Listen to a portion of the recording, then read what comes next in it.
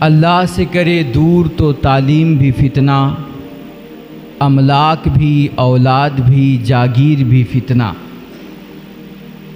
اور ناحق کے لیے اٹھے تو شمشیر بھی فتنہ، ناحق کے لیے اٹھے تو شمشیر بھی فتنہ، اور شمشیر ہی کیا نعرے تکبیر بھی فتنہ، شمشیر ہی کیا نعرے تکبیر بھی فتنہ۔ اور کہتے ہوں لاکھوں سلام اس آقا پر، ظلم لاکھوں جس نے توڑ دیے، ہوں لاکھوں سلام اس آقا پر، ظلم لاکھوں جس نے توڑ دیے، دنیا کو دیا پیغام سکون، طوفانوں کے رخ موڑ دیے۔ اور اس محسن عالم نے دنیا میں کیا کیا نہ دیا انسانوں کو، اس محسن عالم نے دنیا میں کیا کیا نہ دیا انسانوں کو، دستور دیے منشور دیے، نئی راہیں دی نئی موڑ دیے، دستور دیے منشور دیے، نئی راہیں دی نئے موڑ دیے۔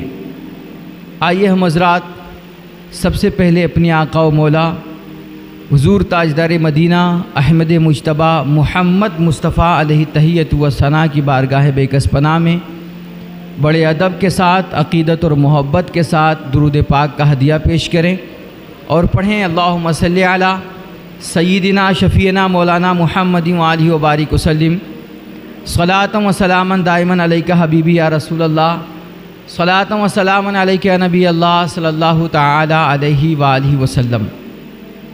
حضرات گرامی، اس وقت پوری دنیا میں جو گہما گہمی مچی ہوئی ہے،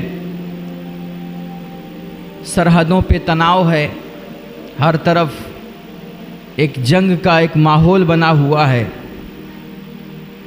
آپ کو گزشتہ ہفتے میں نے بتایا تھا کہ ہمارا دین اسلام جو ہے یہ امن اور شانتی کا مذہب ہے، یہ رحمت کا دین ہے، یہ انسانیت اور مانوتا کا دھرم ہے۔ ہمارے دین میں ظلم، تشدد، بربریت، ارہاب اور دہشت گردی کی کوئی جگہ نہیں ہے۔ ہمارا دین اپنے ماننے والوں کو پیار سکھاتا ہے، محبت سکھاتا ہے، انسانیت سکھاتا ہے، اور اللہ کے بندوں پر، اللہ کی مخلوق پر رحم کرنے کی تعلیم دیتا ہے۔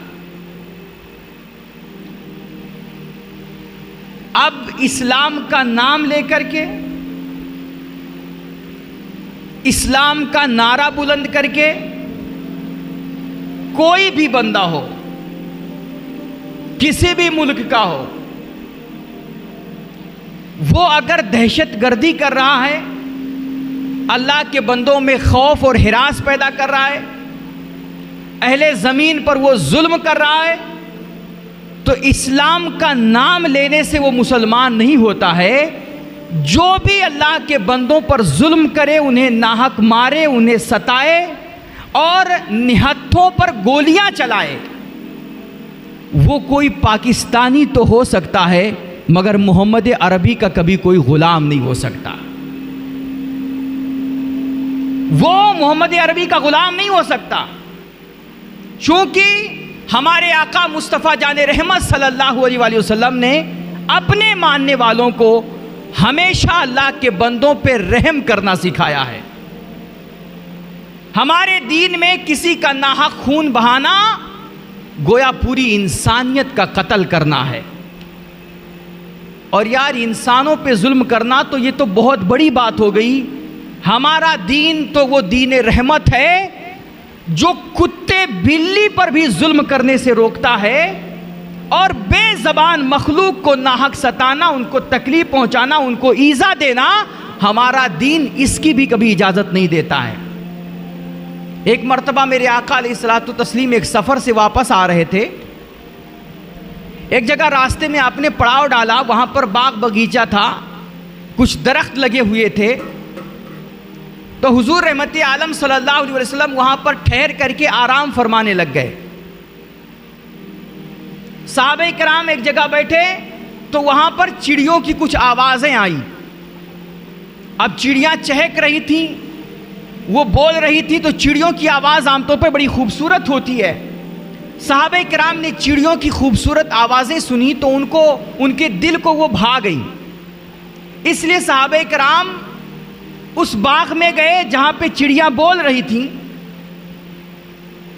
تو دیکھا وہاں پہ ایک چڑیا نے 2 بچے جن رکھے ہیں.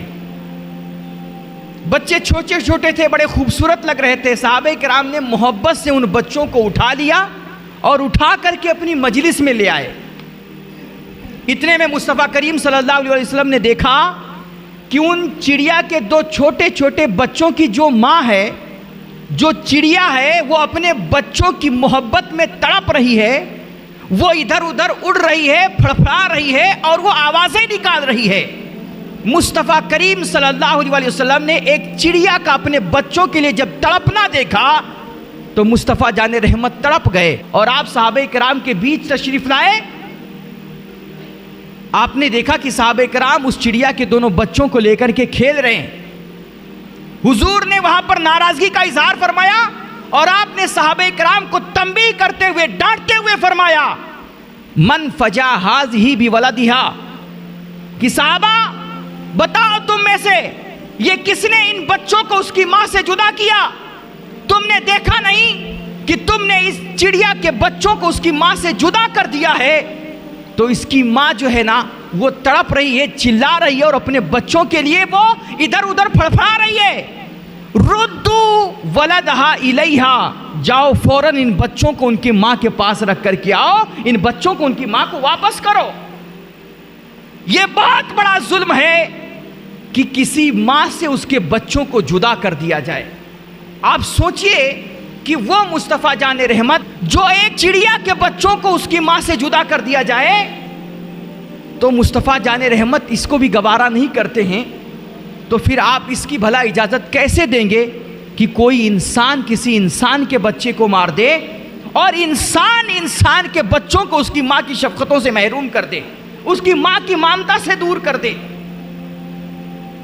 لیکن آج ایک ٹیم ہے، ایک جماعت ہے جو نعرہ تو اسلام کا بلند کرتی ہے، نام اسلام کا لیتی ہے اور اسلام اور جہاد کے نام پر وہ اللہ کے بندوں میں خوف و ہراس پیدا کرتی ہے، ناحق بے گناہ لوگوں کا قتل کرتی ہے اور نعرہ مارتی ہے کہ ہم اسلام کے لیے سب کچھ کر رہے ہیں، یہ ہم جہاد کر رہے ہیں.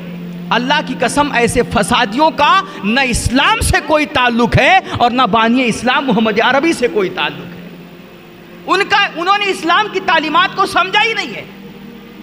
ورنہ دیکھیے ایک مرتبہ حضور پاک علیہ الصلوۃ والتسلیم، میں نے بتایا نا کہ ہمارا دین جانوروں پہ بھی، ایک مرتبہ حضور کی بارگاہ میں شکایت کی گئی کہ یا رسول اللہ ایک عورت ہے، بڑی روزہ نماز والی ہے، متقیہ ہے، پرہیزگار ہے، دیندار ہے، لیکن اس کے گھر میں ایک بلی رہتی تھی، اس نے اپنے گھر میں بلی کو کھانا نہیں دیا. اس عورت کے بارے میں آپ کیا فرماتے ہیں؟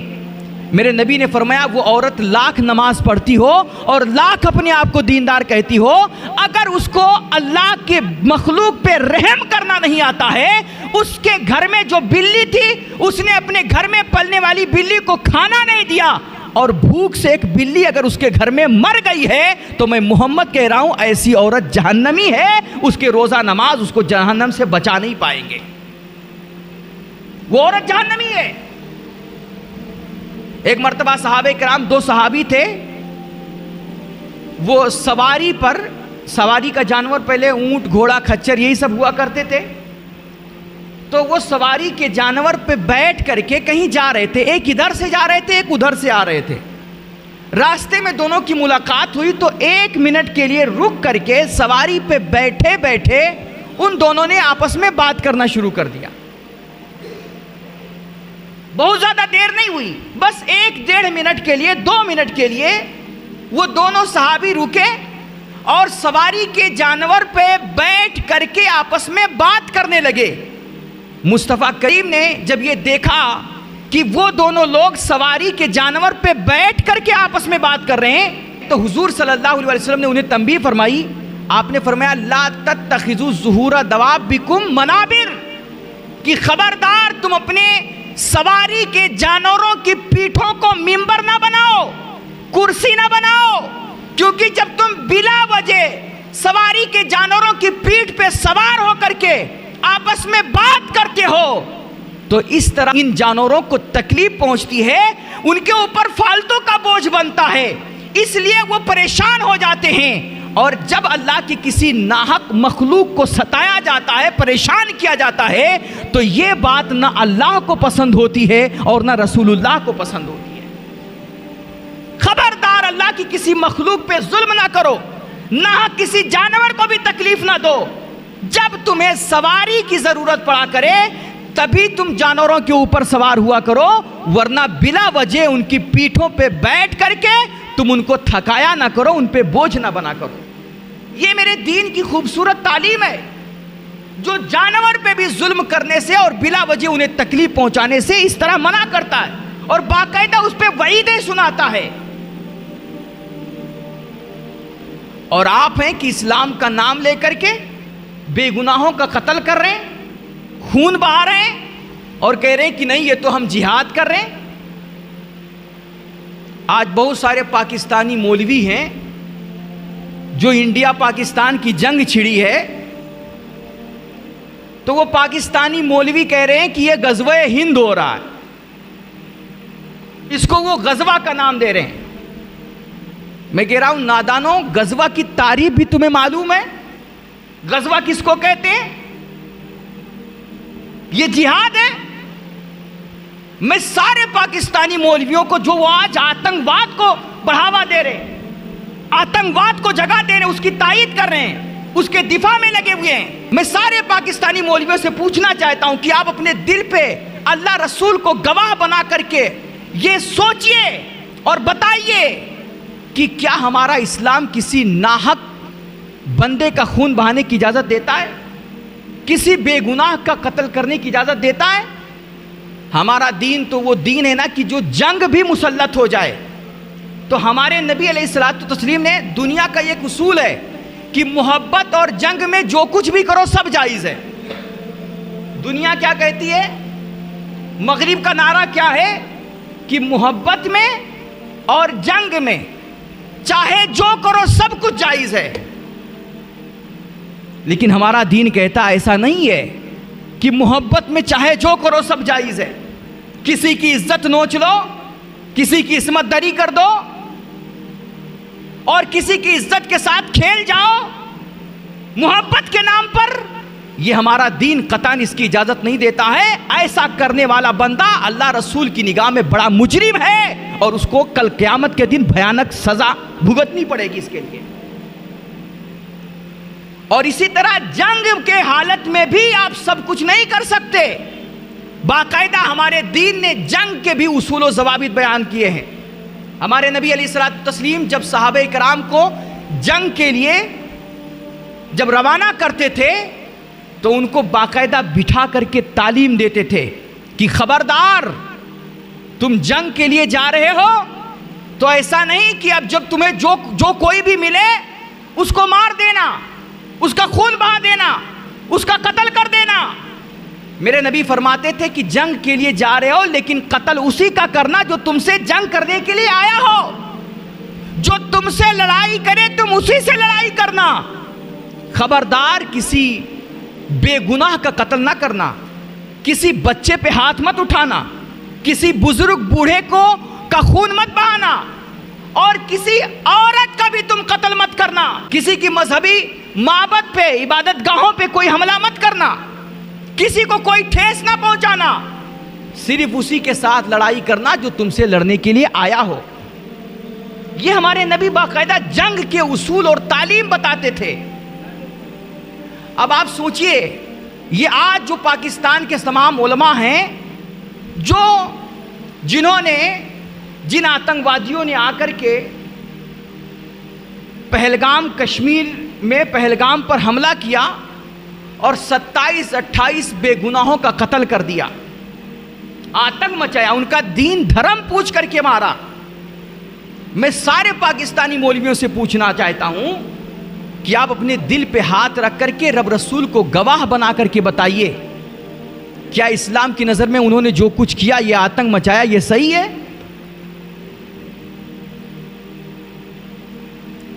کسی بے گناہ پہ گولی چلانا ٹھیک ہے؟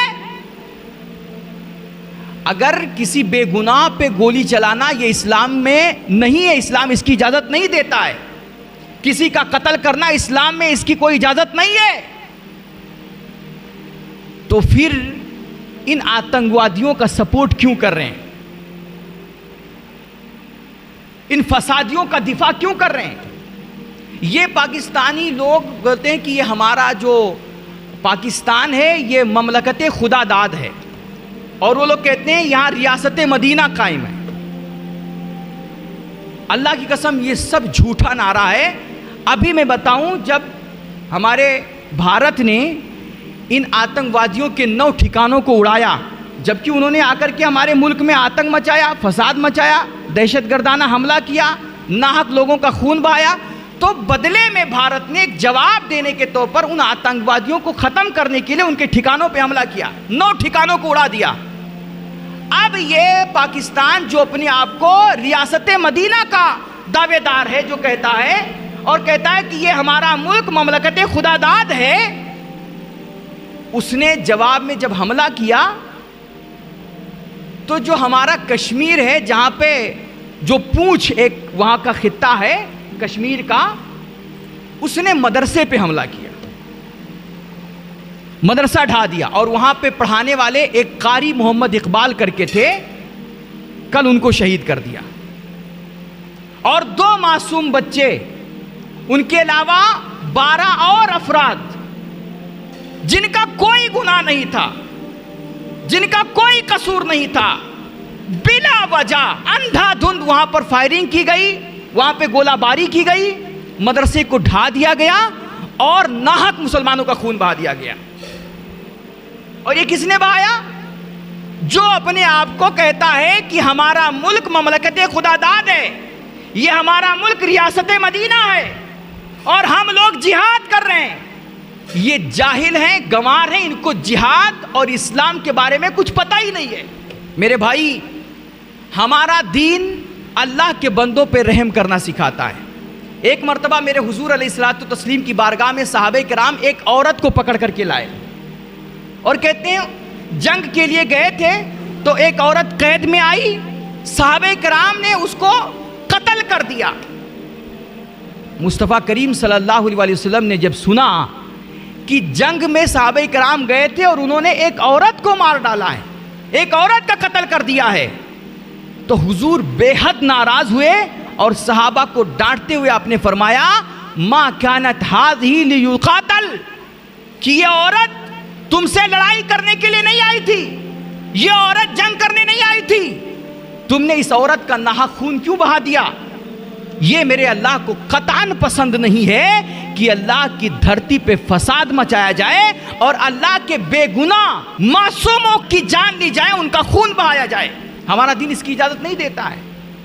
میرے حضور کی بارگاہ میں حاتم طائی کی بیٹی لائی گئی. حاتم طائی کی بیٹی، وہ کافر تھا، ایمان نہیں لایا تھا. اس کی بیٹی کو قید کر کے میرے حضور کی بارگاہ میں لایا گیا تو اس کے سر پہ دوپٹہ نہیں تھا. میرے حضور کی بارگاہ میں جیسے حاتم طائی کی بیٹی ننگے سر آئی، حضور نے اپنی چادر رحمت اتاری اور کہا اس بیٹی کے سر پہ رکھو، اس کا سر ڈھانکو. کسی نے کہا یا رسول اللہ یہ تو کافر کی بیٹی ہے. مصطفیٰ کریم نے فرمایا بیٹی بیٹی ہوتی ہے، چاہے مسلمان کی بیٹی ہو چاہے کسی غیر مسلم کی بیٹی ہو. میں محمد دنیا میں بیٹیوں کو عزت دینے کے لیے آیا ہوں. میں محمد سارے عالم کے لیے رحمت بن کر کے آیا ہوں. میں صرف مسلمانوں کے لیے رحمت نہیں، میں ہندوؤں کے لیے بھی رحمت ہوں، میں غیر مسلموں کے لیے بھی رحمت ہوں، میں بدھسٹ، جین مت اور یہودیوں اور عیسائیوں کے لیے بھی رحمت ہوں. میں ساری کائنات کے لیے رحمت بن کر کے آیا ہوں. ناحق تم کسی کو ستاتے ہو، ناحق کسی کا خون بہاتے ہو اور کہتے ہو کہ نہیں یہ ہم جہاد کر رہے ہیں. علامہ اقبال کہتے ہیں اللہ سے کرے دور تو تعلیم بھی فتنہ، املاک بھی، اولاد بھی، جاگیر بھی فتنہ، اور ناحق کے لیے اٹھے تو شمشیر بھی فتنہ، اور شمشیر ہی کیا نعرے تکبیر بھی فتنہ۔ تم کہہ رہے ہو نعرے تکبیر لگا کر کے تم کچھ بھی کر لو گے، اللہ کا نام لے کر کے گناہوں کا قتل کرو گے اور کہو گے ہم جہاد کر رہے ہیں، یہ تمہاری جہالت ہے، اور یہ سراسر اللہ کی دھرتی میں فساد مچانا ہے، جس کو اللہ کبھی پسند نہیں کرتا ہے۔ میں پاکستان کے تمام، چونکہ ہماری یہ ویڈیوز ان تک پہنچتی ہے، تو ان تمام مولویوں سے کہوں گا کہ آتنکواد کا آپ لوگ بائیکاٹ کیجئے، اس کا دفاع کرنے کے بجائے اس کی تردید کیجئے، اور یہ جو انڈیا پاکستان کی جنگ چھڑی ہے اس کو آپ غزوہ کا نام مت دیجئے، یہ جہاد نہیں ہے۔ میرے نبی سے پوچھا گیا یا رسول اللہ، یار انڈیا پاکستان کی جنگ کو آپ نے دین کی جنگ بتا دیا، اسلام کی جنگ بتا دیا، یہ تو اپنے ملک کے لیے لڑ رہے ہو نا، اپنی قوم کے لیے لڑ رہے ہو، تم تعصب میں آ کر کے انڈیا میں ظلم کر رہے ہو، آتنک مچا رہے ہو، اور کہہ رہے ہو ہم جہاد کر رہے ہیں، اسلام کے لیے لڑ رہے ہیں۔ میرے نبی سے پوچھا گیا یا رسول اللہ مجاہد کون ہے اور جہاد کس کو کہتے ہیں؟ تو حضور علیہ السلام نے فرمایا من قاتل لتکون کلمۃ اللہ ہی العلیٰ، آپ نے فرمایا اصل مجاہد وہ ہوتا ہے جو اس لیے تلوار اٹھائے تاکہ اللہ کی دھرتی میں اللہ کا کلمہ بلند ہو، دین کی تبلیغ ہو۔ اگر اس لیے کوئی جہاد کر رہا ہے تب پھر وہ سچا مجاہد ہوگا۔ یہ پاکستانی کہہ رہے ہیں ہم غزوہ کر رہے ہیں، ہم جہاد کر رہے ہیں، جبکہ یہ فساد مچا رہے ہیں۔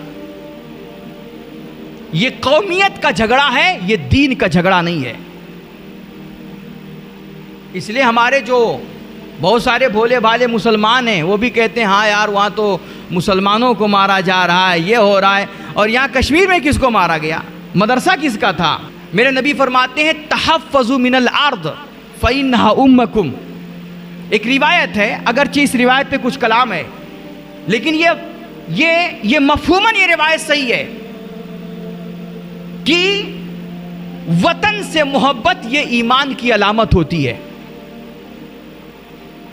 اور میرے نبی فرماتے ہیں تم اپنے وطن کی حفاظت کرو، کیونکہ یہ وطن جو تمہارا ہے نا، تم اس کی چھاتی پہ کھیلے ہو، اس کی دھرتی میں اگنے والے اناج کو کھاتے ہو، اس کے سینے کا پانی پیتے ہو، تم اس کی گودیوں میں کھیلتے ہو۔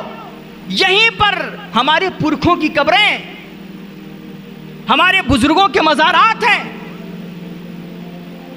یہ دھرتی ہماری ہے، اور اس دھرتی پہ کوئی بھی بدبخت کسی بھی بھیس میں، کسی بھی نام پر، چاہے جہاد کے نام پر، چاہے اسلام کے نام پر، اور کسی مسلمان کی بھیس میں یا کسی غیر مسلم کی بھیس میں، جو بھی بدبخت گندی نگاہ ڈالے گا ہم اس کی نگاہ نوچ لیں گے اور اس کی میلی نگاہ کو پھوڑ دیں گے۔ ہم کبھی بھی اپنی ماں پر ہم گندی آنچ نہیں آنے دیں گے۔ میرے نبی فرماتے ہیں اپنی زمین کی حفاظت کرو، کیونکہ یہ دھرتی، یہ زمین تمہاری ماں ہے، یہ ہمارے اس سے محبت کرنا ہمارے ایمان کا تقاضا ہے۔ اس لیے جو لوگ آتنک مچاتے ہیں، جو ظلم کرتے ہیں اور اللہ کی دھرتی پہ فساد مچاتے ہیں، ان کا انجام نہ دنیا میں ٹھیک ہوگا اور نہ کل قیامت میں ٹھیک ہوگا۔ اللہ کا قرآن ارشاد فرما رہا ہے لا تبغی الفساد فی الارض فإن اللہ لا يحب المفسدین، کہ خبردار اللہ کی دھرتی میں کبھی فساد مت مچانا، کیونکہ اللہ فسادیوں کو کبھی پسند نہیں کرتا ہے، آتنک مچانے والوں کو کبھی پسند نہیں کرتا ہے۔ اللہ فرماتا ہے جو اللہ کی دھرتی میں ناحق کسی کا خون بہائے، فساد مچائے، ایسے لوگ اگر تمہیں کہیں ملے تو ان کے لیے 3 سزا بیان کی گئی ہے کہ ایسے آتنکوادی، ایسے فسادی جو کسی بھی دین دھرم کا بندہ ماننے والا ہو، اگر اس کو ناحق مار رہے ہیں، بے گناہ کا قتل کر رہے ہیں، ایسے لوگ مل جائیں تو ان کو ایسی سزا دو، اتنی دردناک سزا دو کہ دوسرے دیکھیں تو ان کی روح کانپ جائے۔ قرآن کہتا ہے ایسے فسادیوں کو بوٹی بوٹی کر کے مارو، ان کو کاٹو، اور یا پھر فرماتا ہے کہ ان کو بھرے چوراہے پر پھانسی پہ چڑھا دو، سولی پہ چڑھا دو، اور یا پھر کہتا ہے کہ اگر یہ دونوں کام نہ کر سکو، ان کو بوٹی بوٹی کاٹ نہ سکو، ان کو سر عام سولی پہ نہ چڑھا سکو، تو کم سے کم ان کو اپنے شہر سے، اپنے ملک سے نکال دو، ان کو تڑی پار کر دو۔ ایسے فسادیوں کو، ایسے دنگیائیوں کو اللہ کی دھرتی پہ جینے کا کوئی حق نہیں ہے۔ جو اللہ کے بندوں پہ رحم نہ کریں، اللہ کی مخلوق کے ساتھ وہ رحم کا معاملہ نہ کریں، مہربانی نہ کریں، تو اللہ سے اگر رحمت کی امید رکھتے ہو تو فرمایا ہے میرے نبی نے، ارحموا من فی الارض یرحم من فی السماء، تم زمین والوں پہ رحم کرو، آسمان والا تم پہ رحم کرے گا۔ کرو مہربانی تم اہل زمین پر، خدا مہربان ہوگا عرش بری پر۔ وآخر دعوانا الحمدللہ رب العالمین۔ السلام علیکم ورحمۃ اللہ تعالی وبرکاتہ۔